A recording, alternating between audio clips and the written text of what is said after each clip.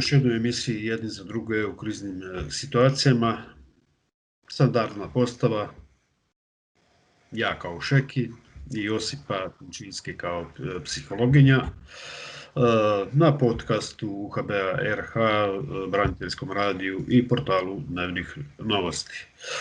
Na početku odmah da spomenem naš pozivni broj 098 94 93 806. Znači za sve ono kada se nešto tišti i kada nemate odgovor na svoje pitanje, pozovite, znači još jednom 098 94 93 806. Josipa, još jednom dobar dan. Dobar dan, pozdrav svima.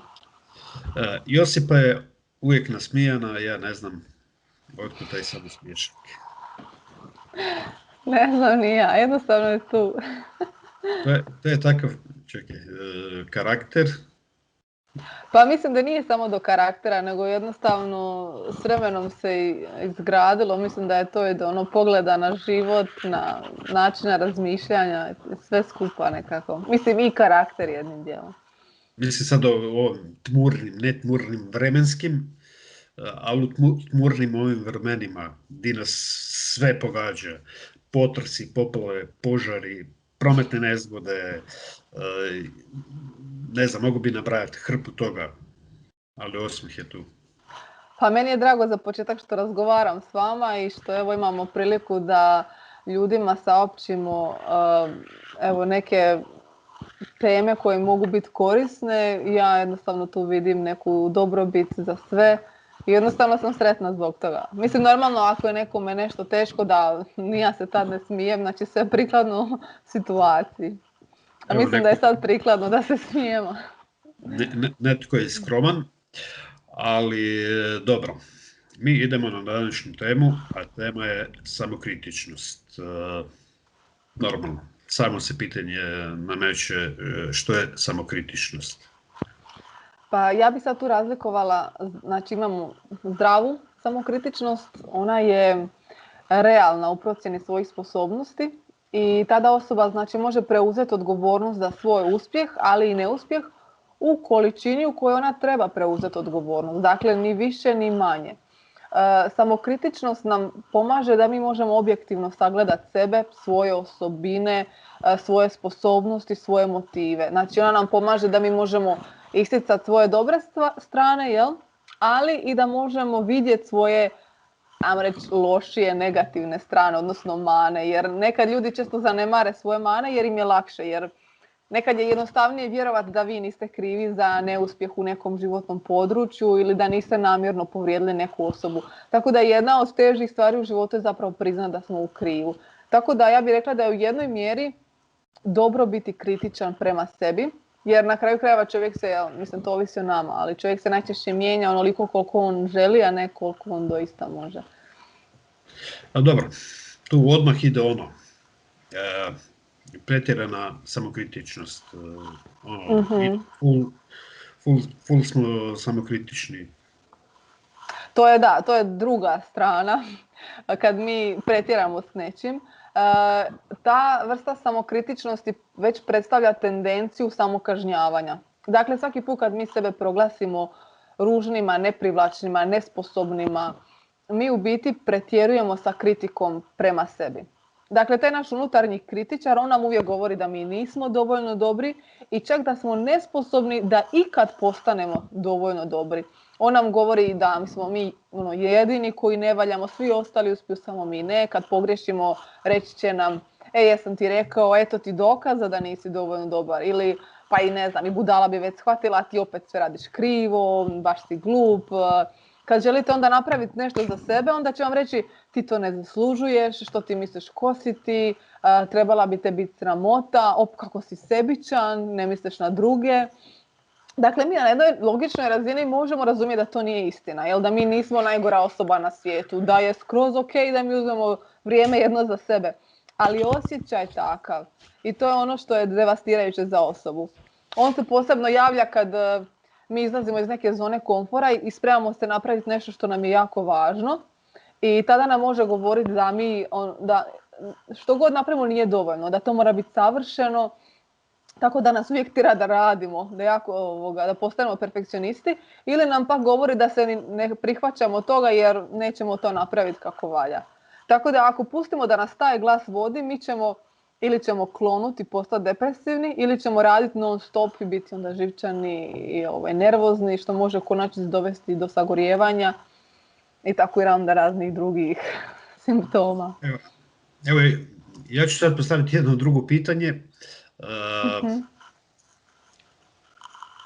Mislim, tipično, evo sad, to je, neću reći osobno pitanje, ali odnosi se na mene. Znači, ta pretjerana samokritičnost. Manje više svi znaju da volim pisati kolumne, volim pisati neke članke i svega toga. Inspiracija mi dolazi, recimo, na večer, u krevetu. Znači, kada vrtim neke filmove iz prošlosti i svega toga, i onda tu je ona ideja, klik, nekad jesam ja to radio, pa sam brže bolje trčao na laptop, pa napisao kolumnu ili bilo šta. Ujutro ostane dio toga u glavi, i dok ja napišem, recimo, tu kolumnu, pustim van, ja sam nisam zadovoljan. Jer znam da mi nešto u pameti bilo i ostalo, a to nisam prebacio na, što bi rekao, na papir ili na tekst, i taj dio mi fali.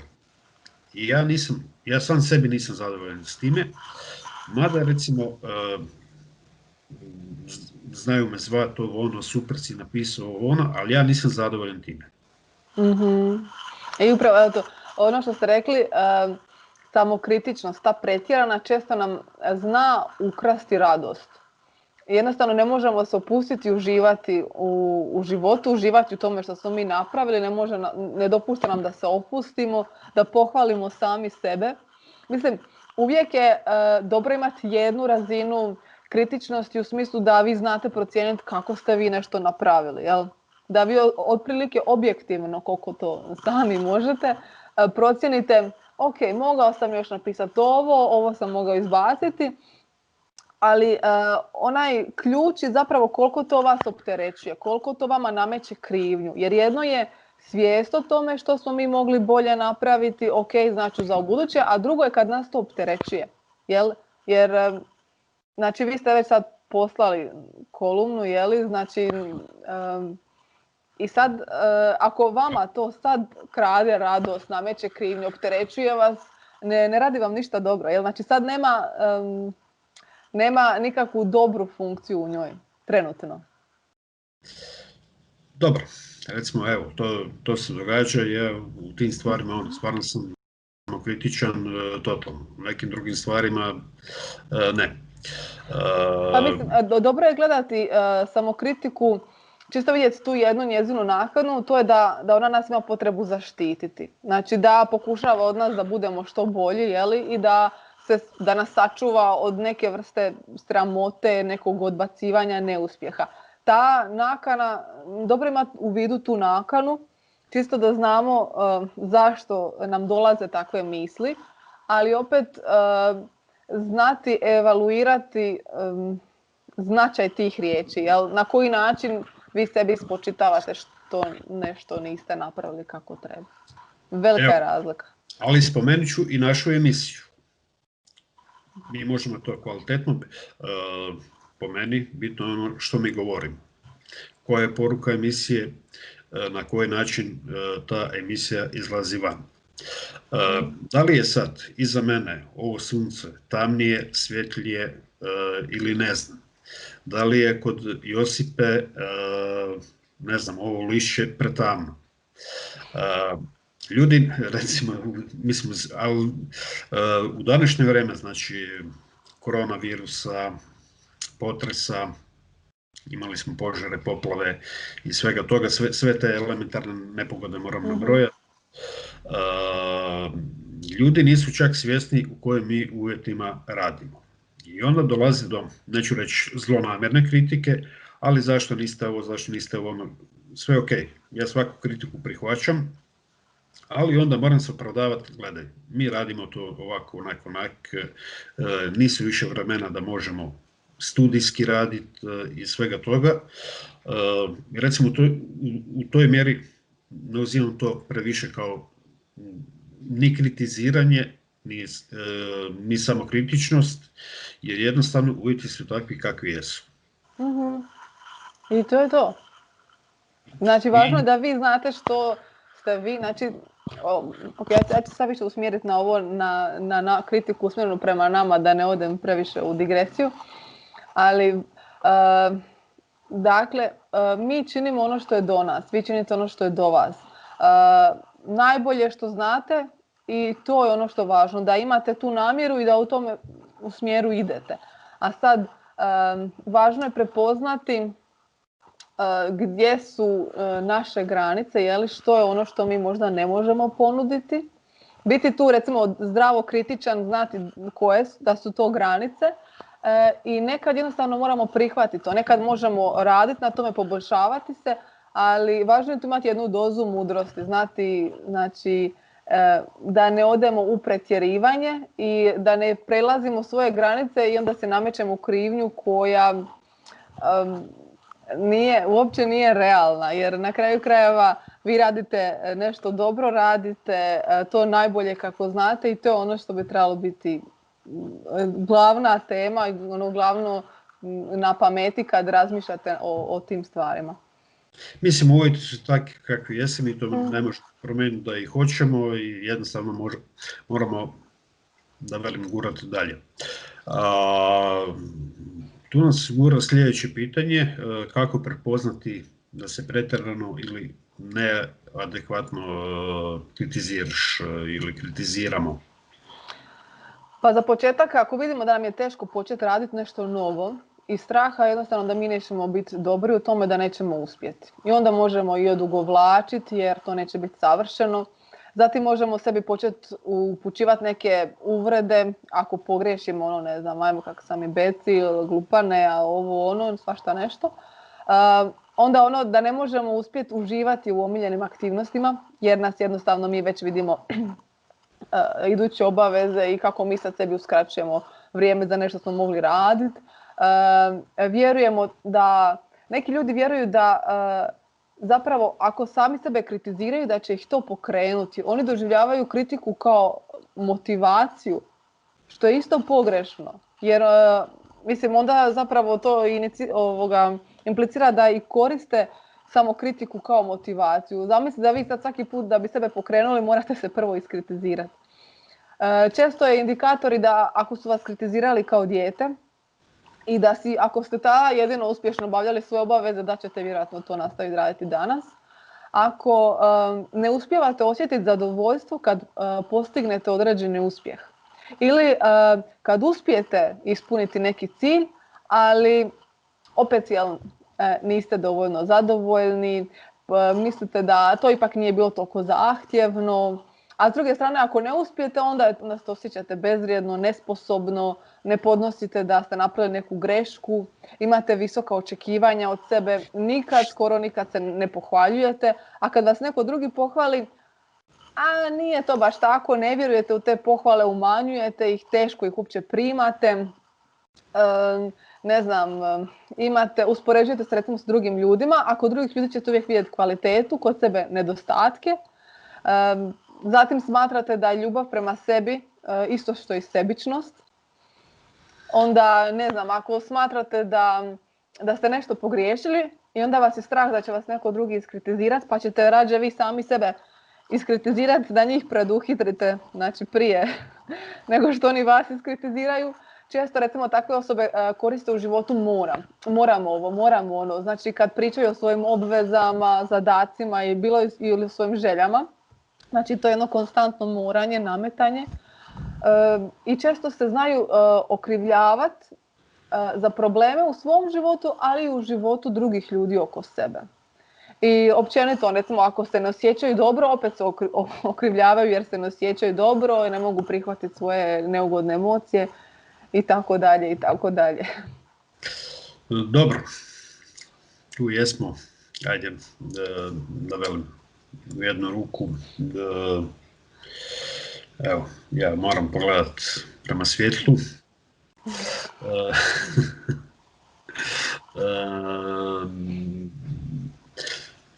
Mislim, nameće se drugo pitanje kako dođe do toga da osoba postane previše samokritična. Mislim, teško da je neko previše jer to po meni ide do savršenstva, mislim, savršenstvo bez mane, to je nemoguće. Logički, nama je, ali nije osjećaj. Mislim, baš previše samokritičnosti, to je nepogrešivo, pa zašto sam se ja sad okrenuo na desnu stranu ili lijevu stranu pa pogledao ovo. Mislim, po meni, ljudi koji teže prema tome, da se može sve odraditi savršeno, bez mane, bez ičega, ja bih rekao da je malo to i bolest. Mislim, možda nije bolest, ali vodi ka tome, u smislu ljudi koji ne smiju u ničemu, mislim to sve vodi kasnije ka pretjeranoj anksioznosti i depresivnosti, jel? Znači negdje se manifestira, dobijemo čir na želucu na kraju od toga. Ok, imati želju da tako bude, ali opet ono što smo pričali, imati te neke realne granice. Samokritičnost općenito, kako je nastala, dakle, ona je zapravo internalizirani glas naših roditelja, skrbnika, učitelja, znači nekih naših autoriteta koji su sad postali dio nas. Dakle, prilikom odrastanja djeca od odraslih dobivaju povratne informacije o svojim greškama. I sad, problem je kad za svaku grešku oni dobiju kritiku ili budu u kazni, budu ponižavana i onda kad ista osoba odraste, te kritike koje je dobivala od drugih sada postaju samo kritike. Znači ona sad počinje to sama sebi govoriti. I zato što sad ona već vjeruje u to, znači nešto što dovoljno dugo govorim, slušamo, postaće nam istina. Mislim, važno je znati da znači, svi mi imamo probleme neke u životu i nesavršenosti. To može biti od nekih banalnih stvari. Pogledamo se u ogledalo i nezadovoljni smo svojim izgledom, ne znam, jesmo previše štrkljavi, previše debeli, imamo stomak, nemamo mišiće, jesmo dobili jedinicu u testu, jesmo nezadovoljni partnerskim odnosom, je li bio loš uspjeh na poslu ovaj mjesec. Znači, bilo šta. Sve sad mene Josipa kritizira, zašto sam debel? Ne. A ne, ja... Znači, ovo je način na koji vi čujete, interpretirate. Dakle, ono što ja govorim nema nikakve veze s vama. Ali neću sad dolaziti nikakvu analizu. Idem sve niže. Molim? Rekao, kažem, ne vidi se da sam debel, idem sve niže i niže. Da. Nemam dovoljno visine. Uglavnom, sve ove situacije u životu često izazivaju neugodu nama i onda su povod za samokritiziranje. Međutim, postoji jedna strategija koja je sad u zadnje vrijeme pogotovo dobiva puno pažnje od psihologa i pokazala se kao korisna u takvim situacijama, a to je pružanje samosuosjećanja, odnosno pružanje suosjećanja prema sebi. Dobro. I što bi išlo dalje, što znači biti suosjećan prema samom sebi? Samosuosjećanje, to je zapravo ponašanje koje je usmjereno prema nama, znači odnosi se na primjećivanje i osjećanje vlastite patnje. Znači mi reagiramo na vlastitu patnju i imamo namjeru da nešto poduzmemo vezano uz to. Dakle, samosuosjećajni ljudi, oni mogu biti čak svjesni svojih mana, ali imaju više hrabrosti da, pogledaju ih u oči, suoče se s tim i motivirani su da ustraju.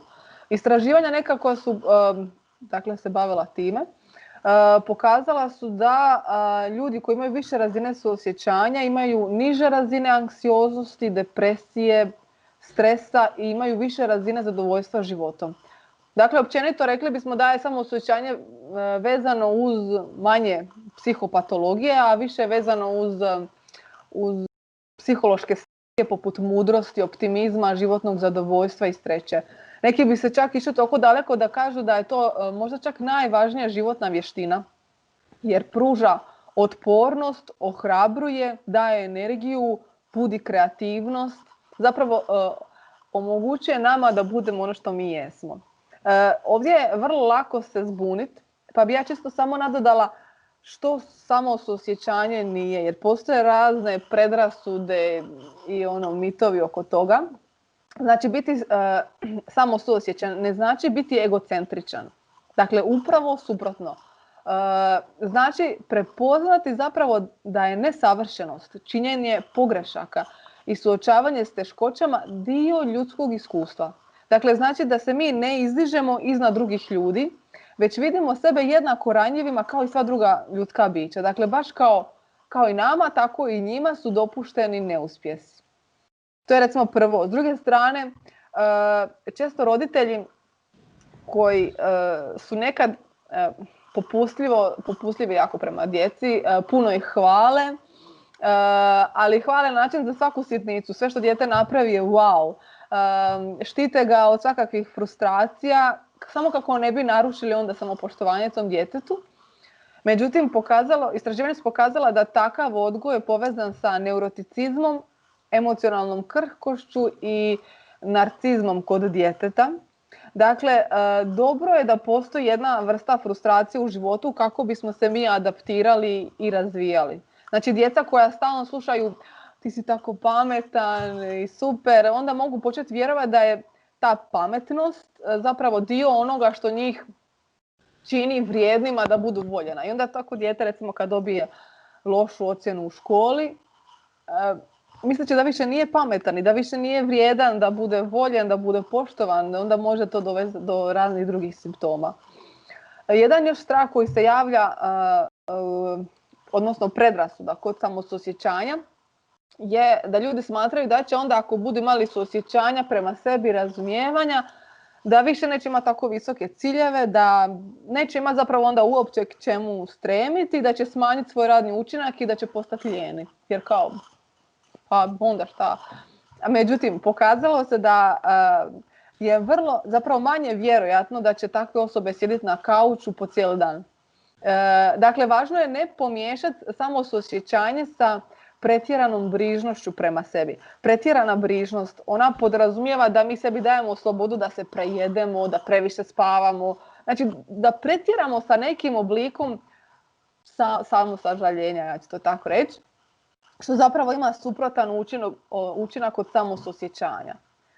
Dakle, čisto da, ne znam jesam sad dobru razliku napravila, samosuosjećanje nije pasivno samosažaljenje ili samo udovoljavanje, već je aktivno praćenje svog doživljaja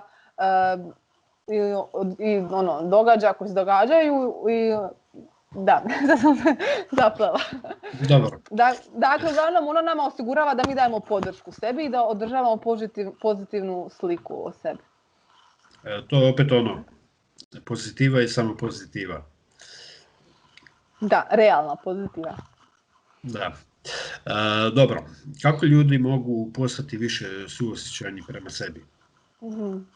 Pa, znači, isto kao što samo suosjećanje uključuje empatiju, znači za empatiju kako se drugi osjećaju, širenje dobrote i razumijevanja prema drugi, zapravo samo osjećanje, to znači da činimo zapravo prema sebi. Na isti takav način. Dakle, prvo što bi trebali napraviti je obratiti pažnju na svoje reakcije, da postanemo svjesni sebe, svojih osjećaja i svojih ponašanja. Podsjetite se, za početak prije nego krenete u bilo kakvo kritiziranje ili ne, da ćete više postići ljubažnošću i nježnošću nego prosuđivanjem i kritikom. Podsjetite se da ta sad pogreška koju ste napravili ili nešto se dogodilo, da to iskustvo ne čini vas lošima. Znači, svi ljudi griješe. Zatim pokušajte osjetiti u tijelu gdje vi osjećate te bolne osjećaje. Samo da ih primijetite i da im pridate pažnju. Ne morate interpretirati, nemojte se poistovjećivati. Znači, samo je važno da shvatite zapravo da to vas boli, jel? I da nema potrebe da onda sebi još nanosite boli, sami sebi. Ovo je dosta teško, ja bih rekla, starijim generacijama nekim, a pogotovo muškarcima.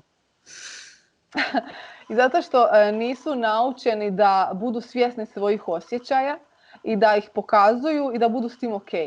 Nego pogotovo muškarci se uči ajde stisni zube, budi muško. I često recimo i muškarci koji su u vojsci isto Ne potiče se baš pokazivanje osjećaja, ali gleda se na to kao jednu vrstu slabosti. A ste htjeli nešto reći? Pa, mislim, dobro, ima tu, recimo, jedan dio ali što se tiče vojske. Ali mi imamo sad slučaj da imamo sve više i više žena u vojsci. Mislim, ne znam, neki određeni, da, neću sad reći, ne postoje više prevelika razlika između žena i muškaraca u tom dijelu, pa neki osjećaj. Za mene to je realno, da se iskažu svoje emocije, pa bile to ono, što bi mi rekli, pod navodnicima negativne, pa spustiti koju suzu. Zašto ne?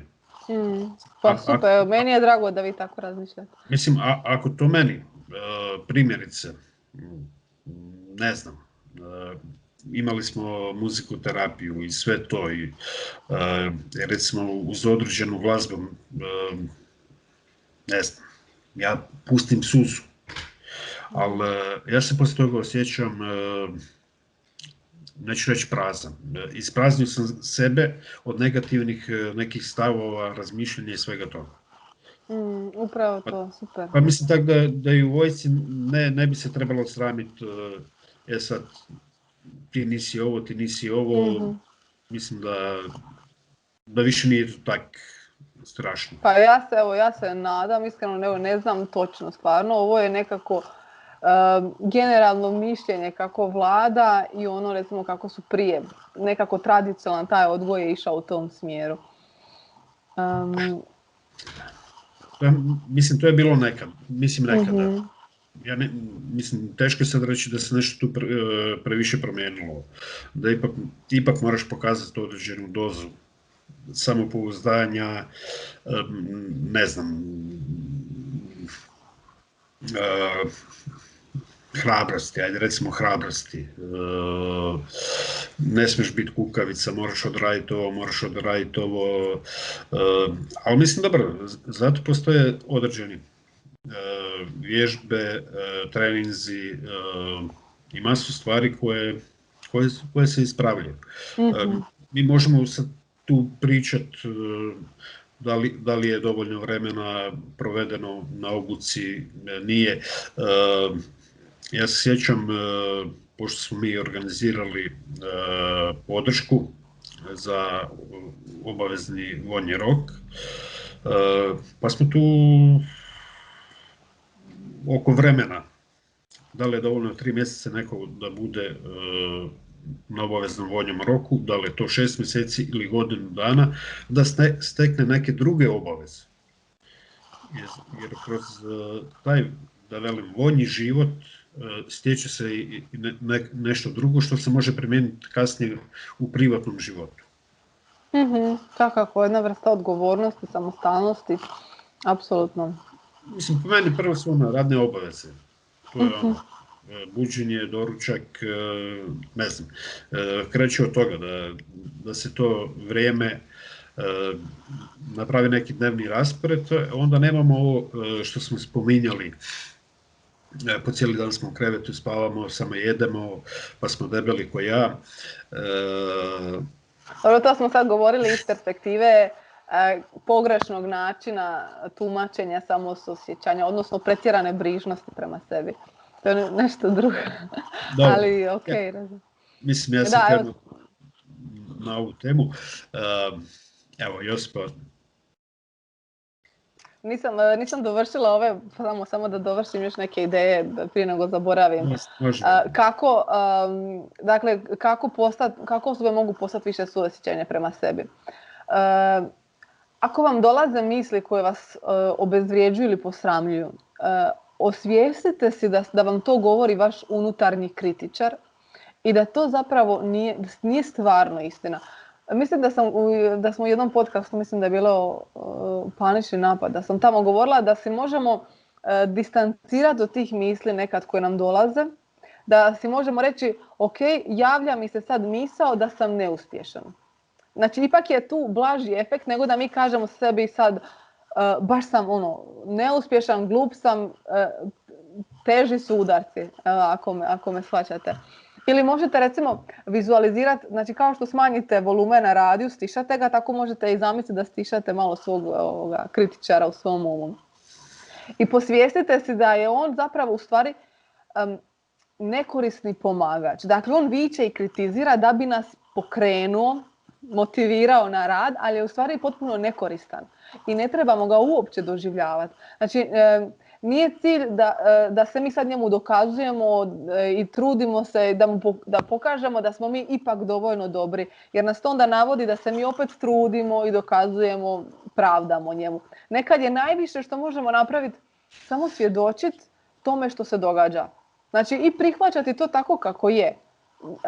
Vi se s tim ne slažete, je li onim što on govori, ali prihvaćate da on možda mora izrecitirati svoje. Ali onda će se s vremenom dogoditi da on više neće biti autoritet neki kojeg se vi bojite i kojem vi vjerujete, nego će više biti kao neki iritantni cimer koji živi sama u vašem umu. Ajmo to tako reći. To su oni, što bi rekli, dežurni kritičari. Pa da, recimo možete mu čak dati ime k svom kritičaru, kako bi zapravo na neki humorističan način ga prikazali, smanjili njegovu važnost, sad ne znam, neki nadimak koji je vama smiješan, malo da ga napravite karikaturu od njega. Možete zapisati recimo nekad kakve vam to sve misli dolaze i onda kad se smirite, dođite i ponovno to pročitajte, da si zapravo osvijestite koliko je to netočno i preuveličano što vi sebi govorite. Zatim, pogledajte malo kako postupate s pohvalama i komplimentima. Ljudi često koji su pretjerano samokritični, dakle, ignoriraju pohvale i umanjuju ih. Ali probajte gledati na te komplimente i pohvale kao na dar, da vam je osoba darovala, jer i osoba jedna, ta s druge strane, žele vama nešto lijepo reći. Jel? Znači, pogledajte tu osobu u oči i zahvalite se. To je to. Znači, jel? Ne treba umanjivati, ne treba praviti neku dramu. Onda probajte i nekad sami sebi uputiti riječi hvale. Ako nemate nikog da vas pohvali, mislim, samo kad razmislite što ste vi sve prošli, imate svako pravo biti zahvalni sebi, svom tijelu, što vas je izguralo do sad, ne znam koliko za sebe ima godina, koje sve možda bolesti preživio, što ste unatoč svemu što ste preživjeli uspjeli ostati svoji, prisebni, normalni. Mislim, to su velike stvari koje mi uzimamo zdravo za gotovo. Onda recimo, ne znam, ujutro kad ustanete, umjesto da sebi kad se vidite, komentirate koliko ste ćelavi, debeli, koliko imate sjedik, da sebi kažete dobro jutro. Jel? Malo promijenite tu priču koju vodite sami sa sobom. Ako se recimo čak primijetite da ste se počeli kritizirati, probajte se distrakticirati, znači odvratiti pažnju i onda kad malo se to smiri, vratite se opet na tu situaciju i vježbajte samo umirujući govor. Dakle, pitajte se, ok, što mi sad treba? Što bi ja zapravo volio da mi neko kaže? Kako bi ja volio da me netko utješi? Koje mi riječi trebaju? Što bi ja voljela čuti ili voljela? I onda pratite svoje reakcije. Na ovaj način mi zapravo vježbamo i neku vrstu emocionalne inteligencije. Možete to vježbati ispred ogledala. Jel? Znači ova tehnika stvarno pomaže, koliko god možda to nekom sad čudno izgledalo što ću ja ispred ogledala govoriti, ali evo, ko se odvaži nek proba pa nek vidi. Ali imajte u umu stalno to kako bi ja razgovarao da pričam s nekim do koga mi je stalo. Znači sigurno ne biste išli vrijeđati i omalovažavati osobu ko što možda nekad radite sebi. I razmislite recimo što ste u toj situaciji napravili dobro. Probajte si napraviti tablicu sa plusevima i minusima pa vidjeti da zapravo možda sve nije tako crno. Pitajte se jesu li vaši ciljevi realistični, možda ste stavili previsoko vaše ciljeve. Nekad ćemo se morati pomiriti sa činjenicom da neki zadatak jednostavno nećemo moći napraviti savršeno. Znači, treba znati nekad i odustati. Mislim, to su sve stvari u kojima mi moramo biti mudri, jel? Znači, to nam niko ne može reći, sad je tu je tebi granica, tu je tebi, sad trebaš Znači, to je nama dano na slobodu i mi se u tome vježbamo, razvijamo mudrost, razvijamo svoju kritičnost, ali važno je nastojimo biti nježni prema sebi, imati suosjećanja. Znači mi možemo biti otvoreni prema konstruktivnim kritikama, što ste vi rekli malo prije, iz kojih možemo nešto naučiti. Ali ne dajte da vas drugi kritiziraju na način da vas ponižavaju. Postavite se tu, suprotstavite se. Ne opet na način da vi se sad suprotstavljate drugima, da vi njih vrijeđate, ali ovo na ovakav način, to je ono što smo govorili, ja mislim i u ljutnji. Ne želim da na ovakav način razgovaraš sa mnom, jer nije mi ugodno. Ako vas je strah, recimo, nekome se suprotstaviti, sad ne znam, ako je to vaš šef pa se bojite da će to biti otkaz ili nešto, ok, neko se ne može natjerati na nešto što ne može. Znači, ali možete tad recimo od vašeg šefa napraviti, njega doživjeti kao figuru kritičara, vašeg unutarnjeg kritičara i zapravo podsjetite se da taj kritičar ne govori ništa korisno i onda za to vrijeme da osoba prakticira isto umirujući samogovor, da si zapravo daje te informacije koje ono što smo rekli što mi treba, što mi zapravo sad treba, da me neko razumije, da mi kaže da je sa mnom ok, da je ok pogriješiti i tako neke stvari. Možete zatim pratiti situacije, u kojim situacijama se javlja kritičar i jesu li te kritike koje on govori, jesu li se obistinile nakon nekog vremena. Dakle, ako to pratimo, vidjet ćemo zapravo da su takve misli disfunkcionalne, jer u većini slučajeva smo mi na kraju ipak možda ostvarili taj zadatak, našli neko drugo rješenje, znači ipak nismo nesposobni, nismo uglupi, znači imamo mi sposobnosti, imamo svoje kapacitete. Uglavnom, znači sad sumirala bi da normalno to se neće dogoditi sad sve preko noći. Neko ko se puno kritizira neće se sad nakon ovog videa prestati kritizirati, biti samo suosjećajan, ali važno je da bar bude otvoren za to. Evo, pa makar 10% više suosjećanja nek ima prema sebi, dobro je. Važno je znati da što više budemo, taj suosjećajni dio bude jačao, da će naš samokritični dio se smanjivati. Smijem ja odati jednu današnju tajnu našu, ali više neće biti tajna. Ne znam nija koja je tajna. Mislim, jednostavno, prvi naš kontakt koji je bio, danas snimamo koji je to odgovor bio. Josipa je odmah skužila da nešto nije u redu. Ja sam napisao ljuca. Evo sad na kraju emisije ja mogu reći pohvalu da sad više nisam ljut. Da kroz emisiju i sve to neću reći sad da sam riješio probleme. Jer ja te probleme moram riješiti, ispričavam se, ali opet meni daje sad ova druga strana. Znači, napravili smo emisiju, odradili smo ju, recimo ja sam se smirio, odljutio i ne znam, i napravili smo ono nešto, znači ako meni je sad to prihvatljivo, da kroz emisiju nema više tolike ljutnje, znači da može to svako prihvatiti, nećemo sad u postocima, ali svaka ta emisija ima neki svoj početak i kraj, sadržaj i da svako može pomoći. Pa evo, mislim ljudi imaju to, bit će na internetu, moće pogledati to i više puta ako žele. Ja sam pokušala nekako generirati što više sadržaja, što više savjeta. Znam da niko neće moći sad to sve odmah primijeniti, ali da može se vratiti pa bar jedan savjet, pa evo drugi put neki drugi primijeniti, vidjeti što mu bolje leži. Sigurno će vidjeti pomak, jer ono što su rekli neki psiholozi, to je možda jedna od najvažnijih životnih vještina. Jer nam ova druga pretjerana samokritičnost nam krade radost. Prije svega. Dobro, ja isto znam ljudi koji stvarno su previše samokritični, pa nisam ovo, ali nema veze. Nama vrijeme je iscurilo za današnju emisiju, znači jedni za druge u kriznim situacijama. S nama je bila Josipa Končinski, naša psihologinja. Josipa, hvala za današnju Hvala i vama. pozitivnu emisiju. Ja još jednom prije nego što se odjavimo ću spomenuti naš pozivni broj 098 94 93 806. Sve ovo što smo mi danas pričali, snimali možete vidjeti na podcast kanalu UHB-a RH, čuti na braniteljskom radiju RH, a i pročitati na portalu Dnevnih novosti. Evo, toliko od mene, hvala i doviđenja. Doviđenja.